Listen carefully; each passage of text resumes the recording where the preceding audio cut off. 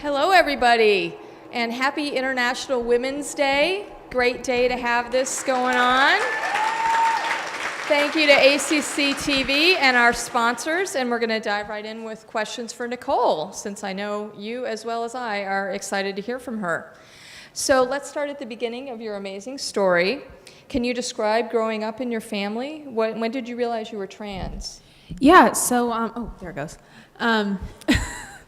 I first realized that I was not comfortable in my skin really from as soon as I could tell. I mean, having an identical twin brother, I was able to kind of compare myself and compare what I was feeling to what he was feeling.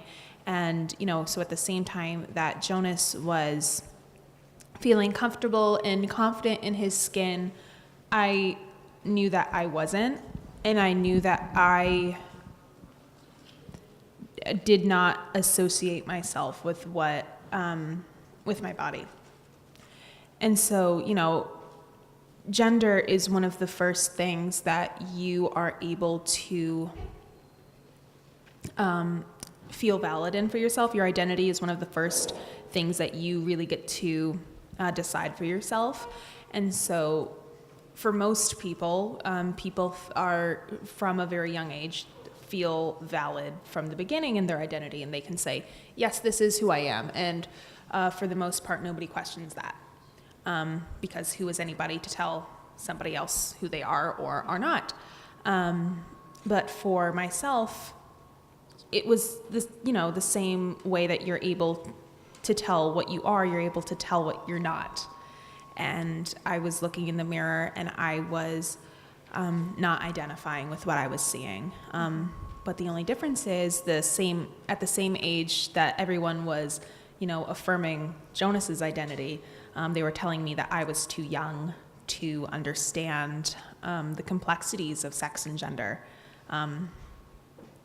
So there's, a certain double standard that comes to trans children and knowing who you are. Mm-hmm. And how did your family respond, and how did you cope with all the ups and downs? So you kind of heard in that video, I used to get into arguments with my father, who's up there now, so I won't badmouth him too bad. Hi, Daddy. No, but I used to get into arguments with him, and he would come up and, he'd say, oh, show me your muscles. And I could not be bothered. I was looking at my reflection in the oven mirror and fully feeling the fantasy. And so we just go back and forth with the yes, no, yes, no. Mm-hmm. And I mean, he was raised to really be concerned with, what the neighbors thought. And when your son is expressing that he is not, in fact, your son, and that he is your daughter, his first thought was kind of, what will the neighbors think? And he didn't know how to cope with that. He's an ex-Republican, ex-nationally known, NRA shooting sports instructor. He's an Air Force veteran. So this was kind of against everything that he had been conditioned to believe. And so I feel like I have donut on my face. They had donuts backstage for me, and I just dove in. Like Lady Gaga, I'm off that, but into donuts. Donuts are great. Right? And so this was against everything that he had been conditioned to believe, and so he didn't know how to respond to any of that. So he didn't. He shut down. He kind of ignored it. He poured himself into his hobbies, which left my mother pretty on her own. My mother hadn't been brought up with the same kind of concern regarding what the neighbors would think. And so her first concern was not whether or not, was not with our Jonas and Nicole, what are the neighbors saying about them? Their first thought was, is Jonas and Nicole, are they safe with the neighbors? And so and my father didn't do this either. Neither of them ever made me feel like I was bad or incorrect or wrong. It was more, this is something that you're going to do when nobody's around. This is not something that you're going to bring to school. This is not, when we first moved to Maine, we had a big get-to-know-you party. We invited everybody in the class, and I couldn't understand why I couldn't dress the way that I wanted to at this party. And they said, well, this just isn't, this is something we're going to keep to ourselves. But by the time I had really started school, they had been seeing what living as a boy was doing to me. At 5, 6 years old, I was severely depressed. I had anxiety and anger issues. And so we started working with the school and started trying to feel out transitioning and feeling out letting me start to wear pink and maybe grow my hair out a little bit. And so we took baby steps over the course of elementary school. And we kind of, we were bushwhacking it, and we didn't really know. None of us knew what we were doing because, back then there was no information really on transgender people, let alone transgender children. So, how could any of us have known what to do?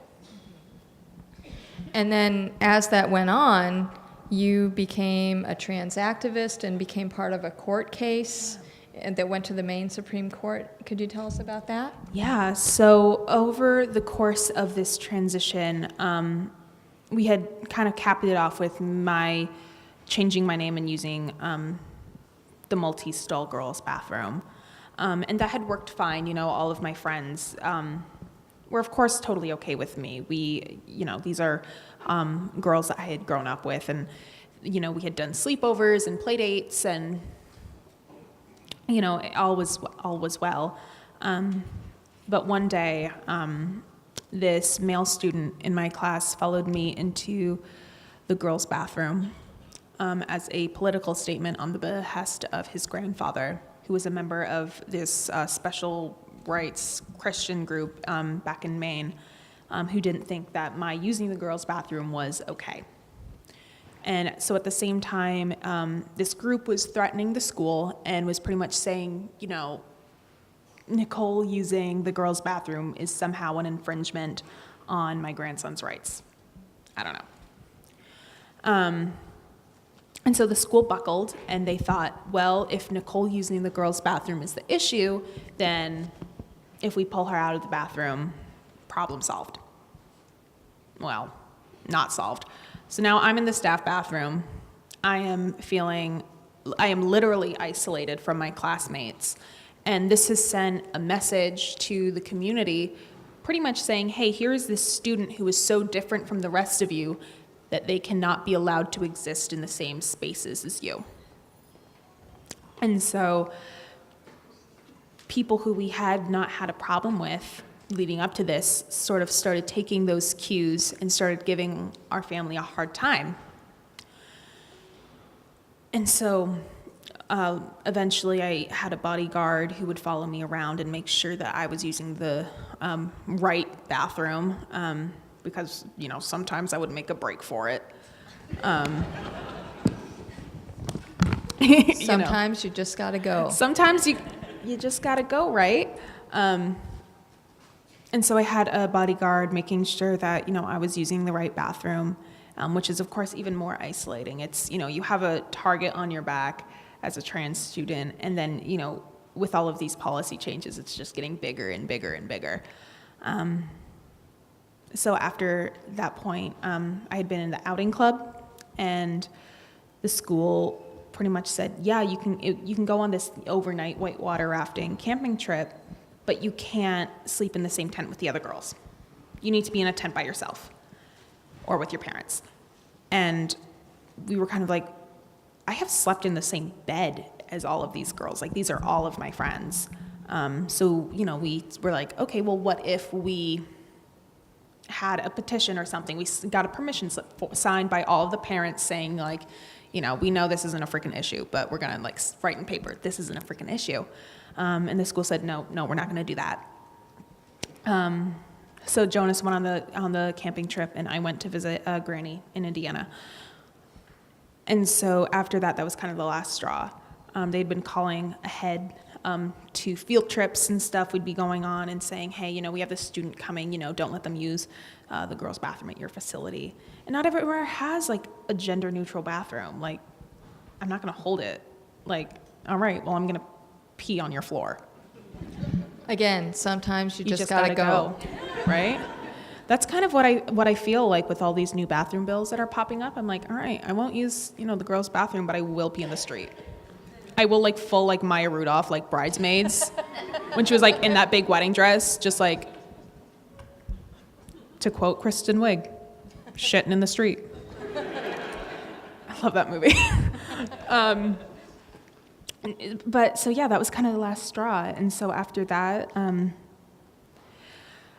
we left and we filed a lawsuit on the grounds of unlawful discrimination, because since 2005, which was before any of this had even started, sexual orientation, which had included gender identity at the time, was a protected class under the Maine Human Rights Act.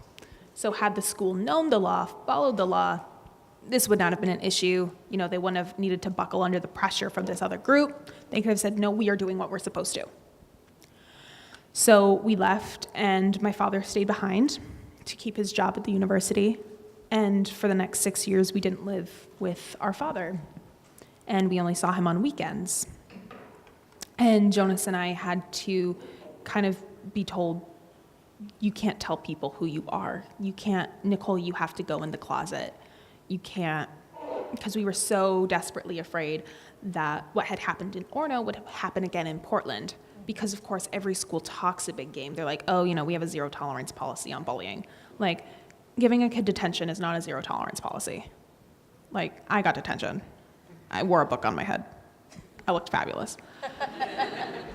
And so we were so afraid that, and for the next 2 years, I just shut down, and I didn't have friends over. I just went to school and I came home because I didn't really know how to navigate relationships when I had to actively hide a big part of who I was. And so, yeah, we were in a lawsuit for 5 years. It went to the highest court in the state of Maine, where eventually they did rule, you know, no, this is on the books. You know, if the school had just done what they were supposed to, what is written in the law, this would not have been an issue. Right. But it took so long. It took 5 years for people to decide, because nobody wanted to be the first to decide which side of the fence this issue was going to fall on. But I'm very happy that they made the right decision. Yeah, that's great.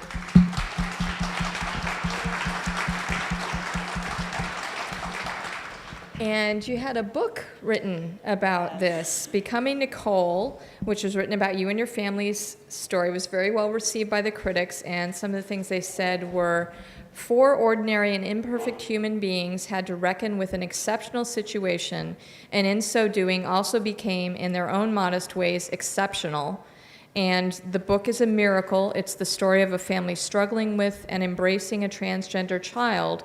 But more than that, it's about accepting one another and ourselves in all our messy, contradictory glory. The Maines family is as American as they come. Can you talk a little bit about how the book came about with Amy Ellis Nutt? Yeah. Well, first of all, I don't know what they're talking about imperfect, because if anyone's read that book, they know that my mother is flawless. I mean, when I first saw the book and I was like reading through it, I was kind of like, she's kind of the only one you can root for like the first half of the book. Because a lot of Jonas's stuff ended up getting cut. My dad kind of sounds like the bad guy. And me with all of my anger issues, I was full psychopath. Like, I remember there was this part in the book where they were talking about, I don't know, something I'd written in second grade about bazookas or something. And they were talking about, like, I don't know, her, Nicole's tendency for violent outbursts, and I'm like, I just think bazookas are cool. I was like, I didn't know I was being problematic. I was just like, sorry. No, and so for like first half of the book, you're kind of like, oh, these people are terrible, but I really hope Kelly's okay. Cause she really, they do not deserve her. And spoiler alert, your mom's okay. Spoiler alert, my mom is okay. She made it through. She managed to, put up with us for long enough for the rest of us to kind of get our acts together. But yeah, so when my father wasn't living with us, he would come down, he would take the bus every weekend. And on the bus ride, he would and just type up journals and memoirs, and he would just write about what he was feeling and what he was going through. And he showed it to a good friend of ours who said, this could be a book, and that's kind of what got the ball rolling. And eventually we were introduced to Amy, who's just this phenomenal, a Pulitzer Prize winning science reporter for the Washington Post. And so she beautifully took together like all of our family records, and she took the science behind being transgender and weaved it into this really great book that has something for everybody, whether you are new to the topic of trans youth or trans people, or if you are a kind of a veteran. There's something for everybody to kind of learn in there. And it's just a really good book to kind of, I think, open people's eyes a little bit and really get the ball moving. I had it was good. It kind of saved one of my relationships. I had a boyfriend who I was going to meet his parents for the first time. And if I ever do stand up one day, I will talk about this story endlessly because it's my favorite story to tell. I was on my way to meet his parents for the first time, and probably like halfway there, we were on the highway, and he said, "Listen, I need to tell you something.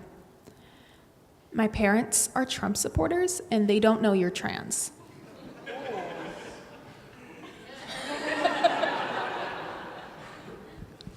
Cut to me thinking like, how badly will I be injured if I tuck and roll going 70 on the highway?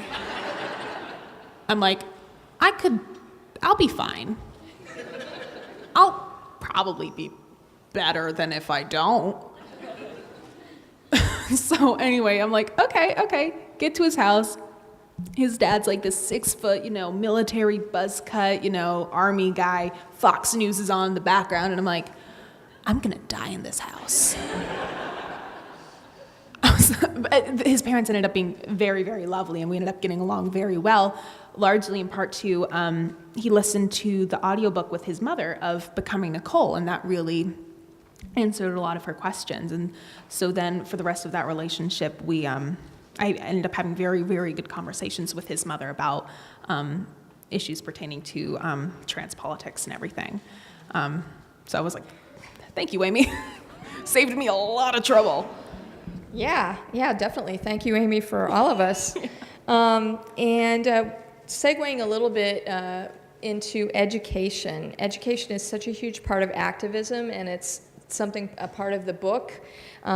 Equity, inclusion, not just trans issues. Mm-hmm. What did the schools that you did attend do right, and what could they have done better? Yeah, so I went to the first Asa Adams, where I went to elementary school, because for the majority of the time I was there, it was very, very lovely, and everything was going very well because there was an open channel of communication between my family and the administration and with teachers. Like I said, none of us really knew what we were doing, but we were all, talking, working together, asking questions, and if somebody did have a question, we kind of addressed it together, and we were like, okay, what's the best way to kind of navigate this?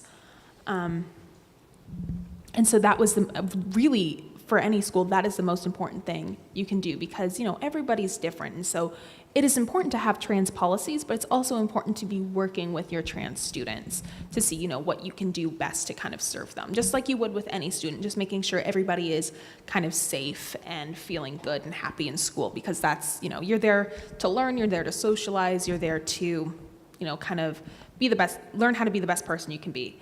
And you can't do that when you have a bodyguard breathing down your neck telling you which bathroom to use, or at least it's harder. And so what they didn't do right is when they closed that channel of dialogue and when they stopped communicating with us, because we didn't stop trying to work with the school after they had put me in the staff bathroom. We were like, well, why is this why are we doing this? What can we do? What can we do? But they just kind of shut down on us. And the other thing that they didn't do correctly was they didn't know the law. They didn't know and they didn't have a policy in place.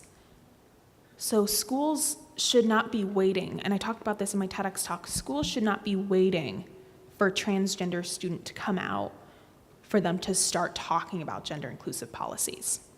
Because only a couple years ago did the Orono school system introduce a more gender inclusive policy. I was 2 years out of high school by the time they did that, and we started that conversation when I was in first grade. So that's great that they have one, didn't really help me so much. And so it's really important for schools to have these policies on the books before a student ever decides to come out, because they might have a transgender student who is just not out yet. And it's not fair to that student to have to be the ambassador, to have to be the negotiator and the diplomat and try to, educate the educators, because that's not fair to a student. And so had the school had a policy in place, had a school known the law, know what they were required by law to do, then none of that would have been an issue. And how about schools like ACC, more secondary schools like community colleges? What can we do better? It's the exact same thing. It doesn't matter if it's primary school, secondary school. An open channel of dialogue is always positive. It can't hurt. And then also having policies in place so when, like I said, when a trans student does decide to come out, nobody's scrambling to try to be like, well, what does this mean? What do we do? What about the bathrooms? Is everybody gonna be okay? If you guys if you have, even not, it doesn't have to be so super specific, but even if just the bones are there, then, it saves so much heartache on the trans student and their families. Yeah. Okay, shifting more to your work as an actress. What made you decide to try acting, and how did that career come about? So I started acting when I was in middle school, and I had always loved playing dress up as a kid. It was kind of my moment where I could dress however I wanted. So I could be Dorothy and live my Judy Garland fantasy. I could be Wendy, I could be Cinderella or Ariel. And that was when I felt the most valid and the most comfortable in my own skin. So I always loved playing dress up. And so I started doing theater in 6th grade, which is just more dress up.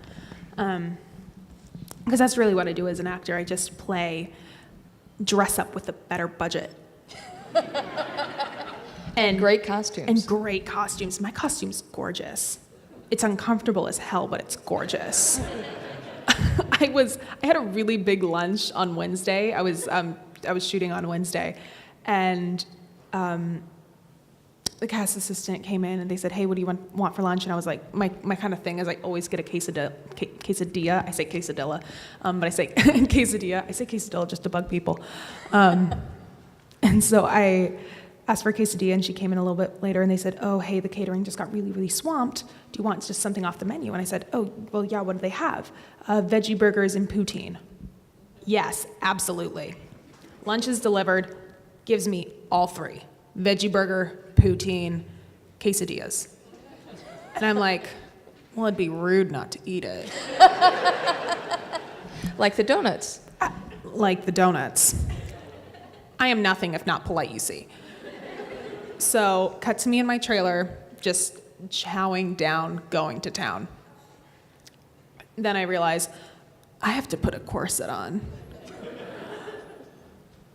Ooh, that wasn't pretty. That was kind of like, you know how you have those like Pillsbury cinnamon rolls that you bang on the counter and they pop open?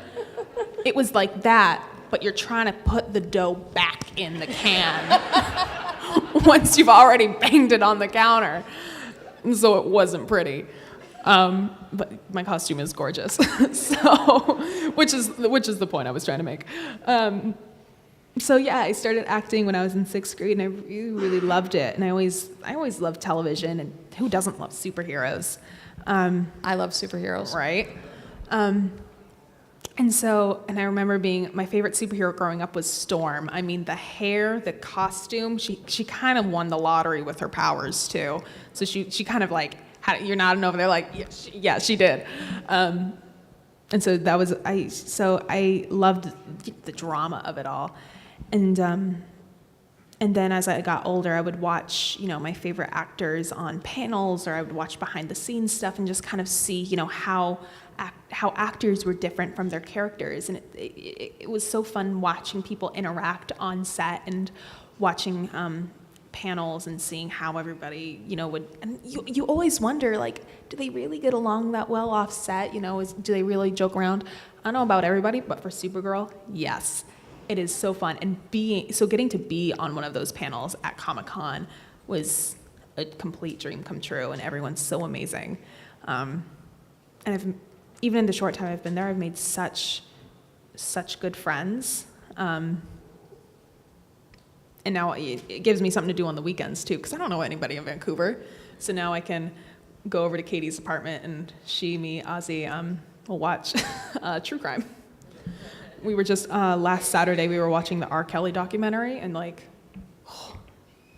thank God we had wine. We were like, ooh, yikes. We needed Oshin, kind of keep us grounded. But yeah, so I got into it just because of how fun it looked. And so now I get to do that, and I get to play dress up. I get to have a great time with great people, and I'm a very big believer in, if you love what you do, you don't work a day in your life. And it very feels that way for me. I just get to go play dress up, have a great time, and tell stories that matter. And I'm so in love that I get to be on Supergirl, particularly with this season, because the content is so real and so relevant to what's happening in the States right now. And you ask yourself, okay, well, what if we actually did have aliens from Krypton? We had refugees from Daxam, from Tamaran, from Naltor. What would that look like? And it would look like exactly xenophobia, racism, ignorance. That's what it would look like. And so getting to be a part of that and tell those stories it's been really special. And I think it's been very cool and very different, because the big baddie this season isn't necessarily something you can fight with heat vision or your fists. It is much bigger than that. So it's been great to see. But it's also been very interesting. I'm kind of going a little off topic here. Hey, I am into this. But it's been very interesting to also see people's reactions to this season, because I keep seeing a lot of folks saying, oh, don't make superheroes so political. And I'm like, what superheroes have you been reading? What comics have you been picking up for the past 50 years? They've always been political. Iron Man in the Cold War, Captain America fought literal Nazis. And people are upset because for the first time, they are on the other side of it. They are on the other side of the heat vision, if you will. But it's just been a dream come true to get to kind of be a part of that and to explore that story and be able to tell stories that matter while making amazing friendships and wearing cool costumes. Yeah, you kind of actually answered some of the questions I had written down here already. Nailed which it. is awesome. Future vision. Future vision, yes. She is the dreamer. She must have dreamed this interview. Yeah. So I'd like to hear a little bit more about how the role of Nia came about. How did you audition for it? You had been on Royal Pains. How did that come about?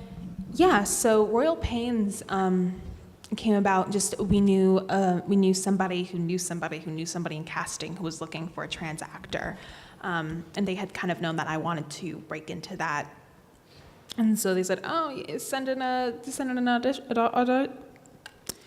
audition." I read words for a living off of a page, and I don't know how that happened. And so I just sent in an audition for that and met with producers and casting a couple times in New York, and that kind of just happened, and I did not expect it. I was like, so, then I was, for my senior project, my senior year of high school, I was in New York filming a TV show, and I was kind of like, this is nuts.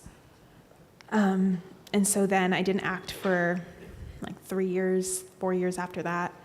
And I auditioned for Supergirl. I had gotten together with agents and managers, Sensorial Pains, who were phenomenal. And they had sent me this one, and they said, hey, this one's really big. Don't screw it up, because we know you like to do that. And so, I usually just film stuff on my laptop, but I shelled out some money, got like a professional like videographer. Is that the word? I'm seeing nods. Smart. I know words and vocabularies. I'm not so good at shapes though. And so I did an audition for that. I read with my best friend back home, one of my best friends back home. And we didn't really hear anything for a while. And so I was kind of like, all right, well, swing and a miss. And then I was out in Los Angeles shooting another movie, which I'll talk about a little later. And while I was out there, my agents had kind of been like, yeah, we haven't heard anything from them. I guess they went with somebody else. And I said, all right, well, that's a bummer, because I got really into Supergirl. When I auditioned, they said this character should kind of be reminiscent, same energy of season 1 Kara. And so I said, all right, well, I haven't seen the show, so I don't know what season 1 Kara is. I was like, what's that?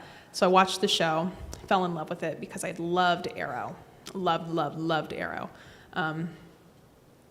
But I kind of fell off watching it somewhere after season 4. I remember that scene where Oliver had proposed to Felicity, and then they were driving away, and like someone like shoots up the car, and like she got shot, and I was so devastated, I like blacked out. I was like, no. So I had loved Arrow, and so I was like, okay, so I'll probably like Supergirl. Loved Supergirl. So I've seen every episode.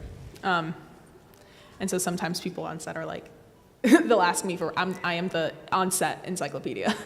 And then Jesse's the on-set encyclopedia for Legion of Superheroes, because I swear he knows everything.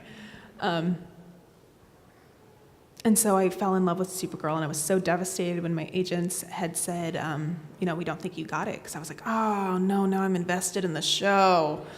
Now it's going to be bittersweet, because I have to know what happens.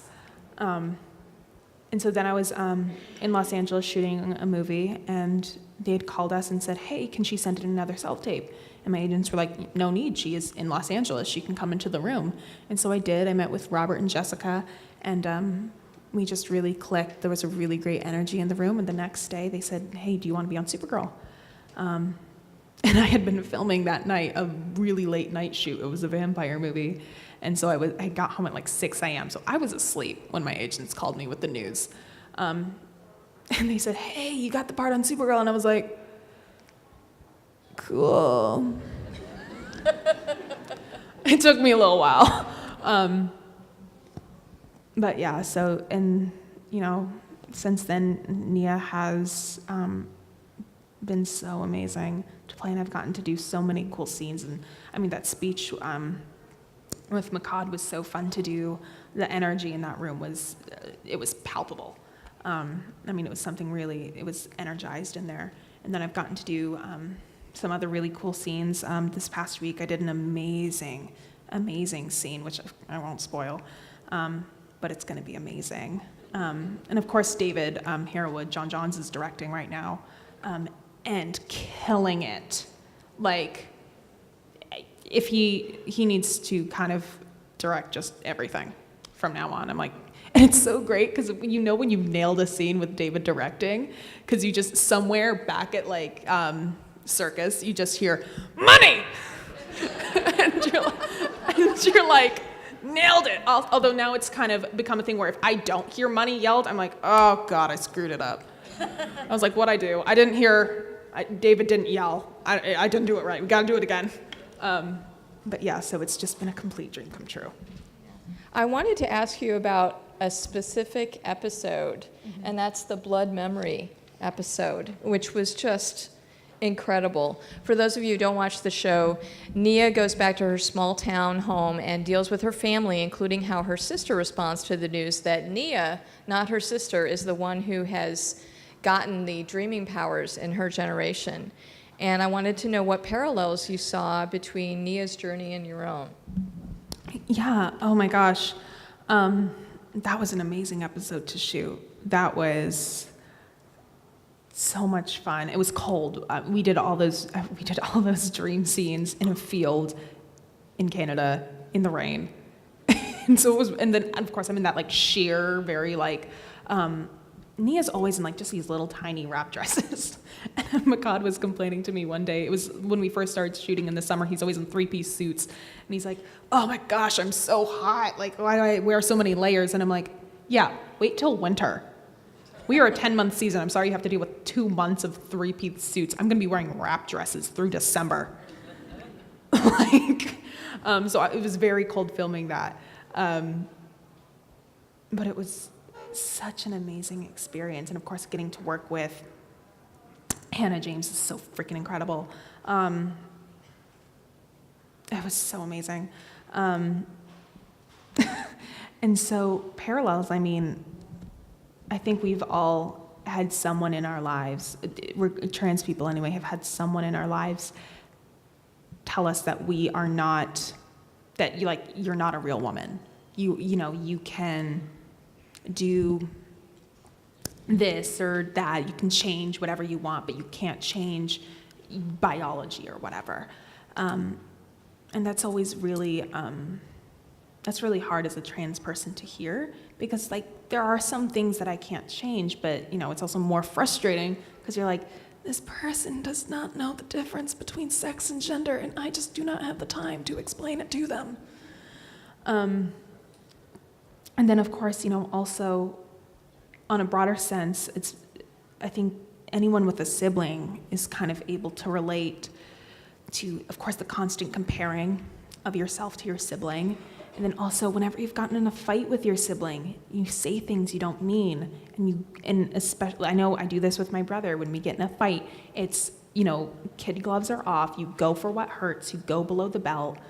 And that's kind of what happened with Maeve and Nia. And you can kind of see, because Hannah's just so brilliant, you can kind of see that moment where Maeve is like, oh, what did I do? What did I say? And, and then, you're looking at a potentially destroyed relationship between sisters, which is, of course, at the same time in the show going through Cara and Alex. And so then, but out of that, you have a really beautiful blossoming relationship between Nia and Cara. But yeah, anyone with a sibling, and because I knew doing that, I was like, I have definitely been there with Jonas when you get in a fight and you go for what hurts, and it hurts. I mean, the hurt was so devastating, but then there was the moment where Nia's mother says, you were the daughter I was meant to have, that just is heartbreaking on an entirely different level. Mm-hmm. As she's dying. I mean, that's just kind of like, Nia's kind of getting hit by from every angle in this episode. But yeah, that was an especially powerful scene to shoot. I mean, Kate Burton is amazing, and she's such a pro. And of course, I had a couple weeks off because I had a couple episodes I wasn't in, and so I started watching Scandal. And now every time I see Kate Burton, I'm like, "Mommy, yes!" Like, yes, Mommy. And then there was, of course, that scene where the church she was in blew up, and I was like, "Mommy, no!" But then she was okay, and I was like, "Mommy, yes." But yeah, that was an especially powerful scene to shoot. Just, it kind of brought me back to, of course, now my father is incredibly on board, and he's incredibly supportive of me, and we have a really beautiful relationship, but it kind of brings me to every time we go and speak together, and I hear his side of his transformation, and hearing him kind of, beat up on himself, but, and being so supportive now, it's just, it was a powerful scene to shoot, is all I can say. Yeah. How do you see your acting career intersecting with and/or enhancing your activism? Yeah. Well, I mean, all of my past women and gender studies professors will tell you that my favorite topic is intersectionality. And, kind of studying how all aspects of our identity intersect and you can't really separate those from each other. My acting and my activism are intertwined, and they are intersected, and one bleeds into the other, and one lifts up the other, and with the greater platform that I had gained from activism helped me kind of springboard into acting, which then furthered that platform, which I can now use to further the activism. Hence I am here today. And so, and then on screen also, as well as off screen, I'm telling stories about trans people, and I'm looking at showing a wider variety of trans experiences, because I think for a while we were seeing trans characters who kind of served as guides or as teachers to the main cast, which was important, then. It was important to kind of showcase the trans experience and kind of introduce a wider audience to what it meant to be transgender. But now I am telling more stories about trans people whose arcs do not revolve around their transness. With Mia, her story is not about her being the first trans superhero. I love that about her. I love it too. She is about, I can see the future in my dreams. How am I going to deal with that? How am I going to navigate my relationship with my family? How am I going to navigate being half alien, half human in increasingly hostile environment for aliens in National City? And then also with Bit, the movie I did before I got Supergirl, it's a story about a trans girl who goes to Oregon to visit her brother, and while she's there, she is turned into a vampire by this girl she meets at a club. You gotta be careful. Sometimes you meet a girl at a club, go back to a warehouse party, make out on a roof for a little bit, and then next thing you know, you are eating people. That's just how it goes. It'd be like that sometimes. But her arc is also not about her transness. It is about, all right, how am I going to deal with my fleeting humanity now that I have to kill people to survive? How do I deal with my goodness? How do I balance that? So now my activism and acting have kind of, like I said, intertwined into telling trans stories, sharing experiences, and showing that trans people are not token characters in any friend group. We have other stuff going on outside of our transness. Can you tell us a little bit more about Bit and when it's going to be coming out? Absolutely. So Bit was written and directed by the legendary, well, he's a legend to me, the legendary Brad Michael Elmore. He's so freaking incredible, and in making this movie, he really just wanted to make something for younger teenage girls that wasn't, princesses, and I don't know what young girls like, but something just freaking cool, something kind of a little bit dirty, a little bit nasty, but also kind of but also at the same time heartwarming as someone's heart is being ripped out. It's so cool. So yeah, this girl, I play Laurel, who goes to visit her brother, played by also legendary James Paxton, who goes to visit her brother in Los Angeles, turned into a vampire, and joins this group of intersectional feminist vampires. That's kind of gold. It's like Lost Boys, but all girls, and a little bit cooler.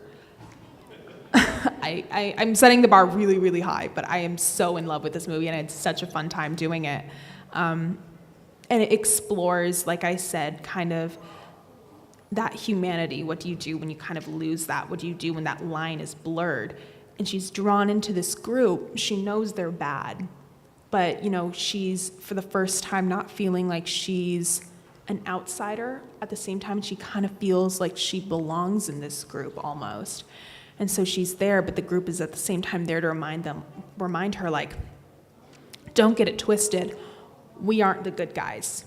We are not a movement. At best, we are a terrorist organization. We kill a lot of people. And so now she's kind of like, am I a bad guy? Am I kind of like the Deadpool of this story? Am I an anti? She's like, what am I? And so it's just this really, like I said, another really cool story of a trans girl whose story arc is outside of her transness. This is her wrestling with her own good and her own evil and kind of realizing, like, the line's really, really blurry. And so, I'm so in love with Bin. It's so cool and it's bloody, and I got to be covered in blood. I wasn't covered in blood a lot. I was covered in a lot of blood. Different costume from Nia and all. Very different. She's very different from Nia. She's very, very different from Nia. Okay, great. Well, we're almost at time to take some audience questions, but I wanted to ask you, you're here for South by. Mm-hmm. We're really glad that we got to be part of that. What else are you going to be doing here, and are you going to be doing anything for fun while you're here in Austin? Like I said, South by, which is kind of the majority of why I'm here. I'm only here till Sunday, but while I am here, I'm spending some time with my parents here too, it's always good to see them. Because of course, being in Vancouver, I don't get to see them that much. My mother did just come up a little after Valentine's Day though, and she came to visit me. So it was very nice. She brought me a lot of Valentine's Day chocolate. Because she knew nobody else was gonna get me chocolate for Valentine's Day. So it was good that Mom came, made me feel loved. Thanks, Mom. Did she bring you any donuts? No, I bought donuts actually for when she came. I bought some donuts at the IGA, but she was like, "Nah, I don't want any donuts." So then I just had like 24 donuts in my apartment that only I was eating. So then I do, what I always do, and I pawn them off to Katie. Okay, great. Well, I think we're about ready to take some questions from the audience. Hi. My name's Danielle Skidmore, and I guess I'm curious. So the Supreme Court, the Maine Supreme Court that upheld the law in support of your family doesn't exist in Texas. We have no protection in our community for gender identity. And we've been fighting for it for a long time, but our state legislature continues to move, or at least try to move, in the wrong direction. In fact, this year we have a bill, Senate Bill 15, that would seek to invalidate our local non-discrimination ordinances. So all the benefits that we enjoy here in Austin, some in our state legislature would seek to invalidate that. So I'm wondering, how did you feel when you found out your parents were going to move to Texas? I was like, I'll see you when you're not in Texas. No, I was very happy they were moving to Austin because I've always heard amazing things about Austin. And, I knew that it was kind of, the blue dot in a kind of big red ocean. So I was very happy, at least, they're moving to Austin, or they're moving to Texas. All right, well, at least they're in Austin. But I was very kind of like, from Maine to Austin? I was like, you going to Texas? Really? And so my dad was always talking about how excited he was for me to come down there. And I was like, okay, sure. Yeah, it was shocking. I was kind of like, all right. But I think my dad's also really happy to be here because he's able to kind of put more of his own personal activism back into Texas and kind of try to get those laws changed and try to ensure the same kinds of protections that we got in Maine down in Texas, because as we're speaking, as we're going to colleges and universities and high schools and community centers, we've kind of been on the coast, each side of the coast, in more liberal, more progressive areas, which is great. But the change that really needs to happen is middle America in the South, but it's hard to get there, because if you're speaking, somebody has to invite you there. So now, having moved to Texas, he's excited to be able to kind of put his activism back into, his home. Hi, Hi. I actually have two questions. The first one, there are a lot of RTF students here, a lot of people from the RTF department who are probably wondering if they would maybe want to go into producing, writing, directing, or even just acting. What advice would you have for any of us in that department? I think the best advice that I can give is don't give up, because in that industry, it's a lot of rejection, kind of like one after the other. Before I got bit and before I got Supergirl, I'd been, doing, like 3-4 consecutive years of no's, lots of, oh, well, we don't really have any like constructive criticism for her. We don't have any reason why we don't like her. We just don't like her. And so it's very frustrating. And before Supergirl and before Bit, I was really considering like, should I be putting my energy more into something more sustainable for myself? But as I was kind of questioning that, it happened. And so it's about perseverance. It's about, you have to have a thick skin. You have to be willing to kind of trust yourself and know like, okay, this person didn't love me, but I'm going to do it. And it's just about really not giving up. You just have to keep at it. It's very exhausting, but I had a lot of really good friends helping me along the way and supporting me. That's awesome. My second question, as far as like being a member of the LGBT community, your reach, I've noticed it goes far beyond that, because as being representative of something such as trans that has so many misconceptions with it that not a lot of people know about, it goes even further to things that also have misconceptions, such as sociopathology, schizophrenia, like lots of different things that people don't know a lot about. And as somebody who is like a reforming sociopath, I've had to tell people the difference between sociopath and psychopath so many times. Mm-hmm. And like, what advice would you have for anybody who's also dealing with that, just outside of that community as well, just in general? What I've noticed in having to educate people and kind of having to be a first source of information for a lot of people is it requires a tremendous, and as I'm sure you know, it requires a tremendous amount of patience.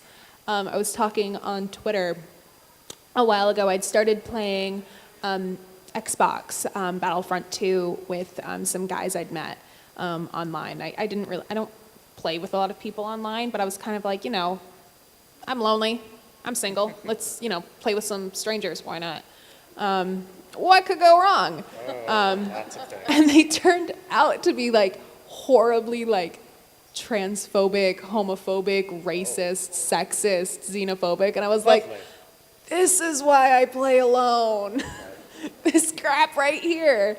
And so it kept to me 2:00 in the morning trying to give it like an impromptu college lecture to these guys, explaining to them like why trans people are not quote unquote abominations of God, which he had said like right to my face after I'd come out. I was like, okay, well, they'd gotten to know me for a couple weeks. Like, maybe they just don't know anybody who's trans. And so I said, well, I'm trans. And they're like, well, I respect you. I just, I personally think trans people are abominations of God. And I was like, but you respect me. And they had said, oh, that's why you're so good at video games. You're a dude. Everything went white. The fact that I did not, like, go into my headset and like materialize in front of them was like nothing short of a miracle. So it, like, I'm sure, like I said, it requires a tremendous amount of patience to not, because I really had to, it was like a hour-long discussion I had with them, patiently trying to be like, well, no, okay, well, picture this, well, what about this? And I ended up just having to ask them, okay, well, what are you so afraid of? What are you so afraid of when it comes to trans people? If it was okay for people to be gay, if it was okay for people to be trans, what is the worst thing that would happen? And I said, you don't have to answer it to me. You don't have to tell anybody. You have to ask yourself that and answer that for you. And I stopped playing with them after that because, I couldn't guarantee that I wouldn't pop off on them, the second time. But the first time, patience. Second time, go off. Well, thank you, and also thank you for being such an inspiring figure. One of my closest friends and one of my oldest friends are both trans, and to know that there's somebody making sure that they're going to be able to be accepted is just amazing, and I just wanted to say thank you. Thank you very much for saying that. Have an awesome day.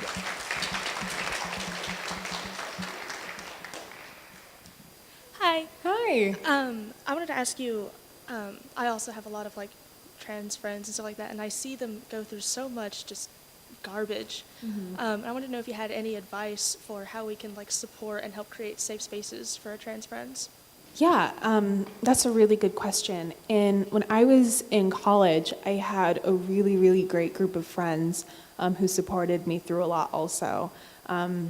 Because college was a really hard time for me for, my own personal reasons. And it was one of the darkest times in my life. But I had this really incredible group of friends who I could, be with and who I could who would sympathize with me, sit there, listen to me, and just, kind of help me take my mind off of all of that and just being there for me and just, we were able to have tough conversations, but we were at the same time also able to just talk about nonsense. I remember one of my favorite college memories with my group of friends, and my dad is going to go white as a sheet. One of my favorite memories with my college is for a Women in Gender Studies project. We had to talk with some of our female-bodied friends about sex positivity. And so then cut to us, we were like in my college suite, sitting around, we were drinking wine, having some wine, talking about masturbation and why it's okay, and talking about like sex positivity and everything. And it's actually like the safest I had ever felt, just being in a space with female-bodied people and being included in that conversation. It made me feel so valid in myself. And so I think the best thing that you can do for your trans friends is to not tell them that they are valid, but really show them that they are valid through your actions, including them in those kinds of conversations, and just being there, having a great time. It was the same thing with my friends when I was going through depression. Just, we were all kind of going through the same stuff. That was kind of how we ended up getting through a lot of depression stuff, was just being there and talking to each other. It was a very normal occurrence. Someone would come home from class and be like, I'm drowning myself in the tub. And we're going to be like, okay, all right, but, warm up the water because I'm going in after you.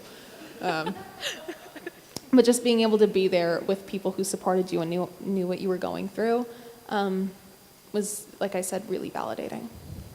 Awesome. Cool. Thank you. Thank you. Hello. Hi.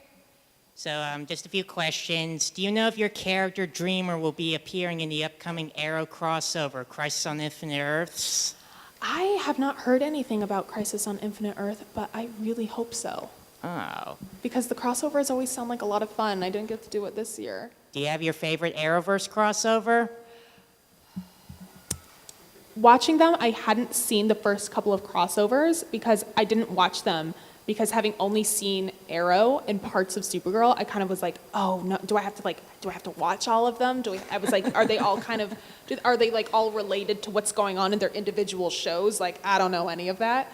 But then they were like, no, it's kind of their own separate thing. So the only one I've seen was the most recent one. Hi, thank you for being here. Thank you to you and your family for writing this book and sharing this journey with all of us. I'm a mental health provider and a parent of a teen, so I see lots of teenagers also in my work and at home.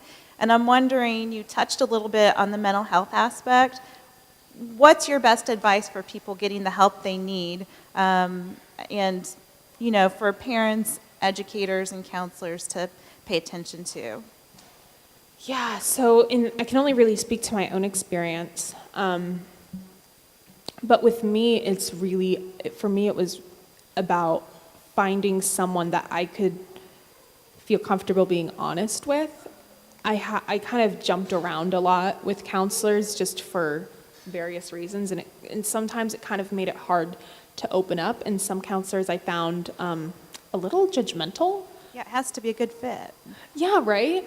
So I think for mental health professionals and also for parents and for educators and really anybody, if somebody comes to you with something personal, you can't kind of come at them judgmental or kind of questioning of them, because that makes that person kind of regret coming out, and then they're going to kind of go back in. That happened to me a couple of times. And then also, there's nothing wrong with being medicated. Also, I've seen kind of a lot of stigma around being medicated for anxiety or depression or what have you.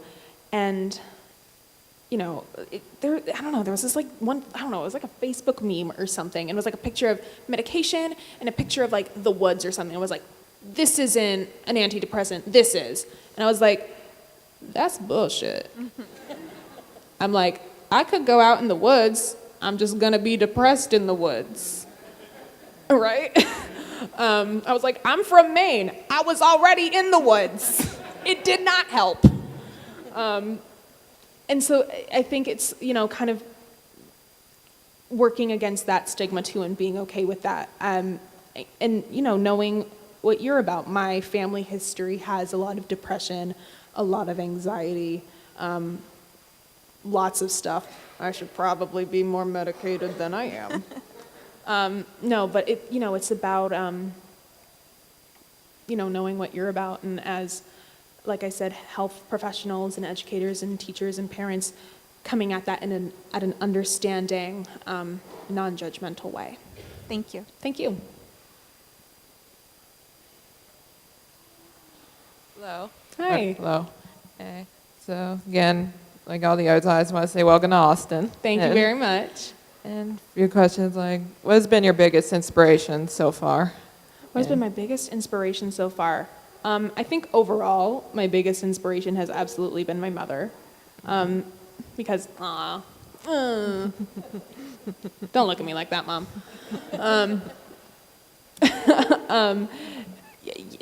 Like I had said, through the first, really through all of becoming Nicole, she was the rock that kept us together, and she really taught me what, a strong woman looks like. Someone who is willing to put in the hard work, get a little elbow grease going when it comes to making sure that you and your family are safe and, you are being treated well.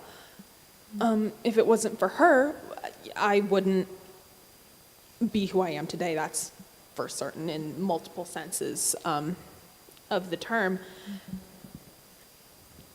And I remember when I was in elementary school, she was at the school every day, working with the school, making sure that conversation was still going, making sure that channel of dialogue was open right up until it wasn't. And when it wasn't open, she let them know why that was a problem. And so she taught me how to be as outspoken as I am and to use my voice for good. What has been your favorite part about playing Supergirl or any superhero? My favorite part about playing a superhero, like I said, I was so excited to get the suit. So that was fun. But I've had a couple of moments on set where I was fully feeling the fantasy. Okay, I just have a quick question. What advice would you give to those, because there are those who start transitioning sort of after puberty, Yeah. and I guess are maybe still closeted or something. Mm-hmm. So I guess what advice would you give to those who are just starting out as adults on this journey? Yeah. It's scary. At any age, transitioning is scary because everybody feels like they are entitled to your business.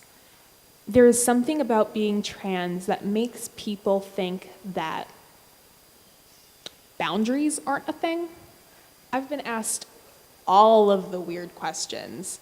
I mean, like I said, the guys on Xbox felt that they were entitled to know what was in my pants. And I was like, you guys are just the worst. Just so terrible. Everything they said was just awful. But so while everybody feels entitled to know all of your business, know that nobody is. Your transition, your business is nobody's but your own. You can choose to come out to people, you can choose not to. You don't have to share whatever you don't want to with whoever you don't want to. It's all about feeling comfortable in yourself, in your skin. Transitioning is a choice that you make to feel better about yourself. And if in doing so you don't feel good, then what's the point? You have to feel good about the choices that you've made. And so you can't let other people's perceptions of you, other people's kind of really invasive questions bring you down, because that's not what the trans experience is about. The trans experience is about you being you and loving being you. And so, yeah, you just have to kind of own yourself and own that, and you will find people who really get that and are drawn to that and appreciate that realness. And then other people don't really matter as much if they don't. So that is a wrap. And thank you again. I know Carrie just said this, but I have to say it again. Thank you so much, Nicole. Thank you to the Maines family. And thank you to ACC TV, RTF, and the LGBTQ Equity Committee. Thank you so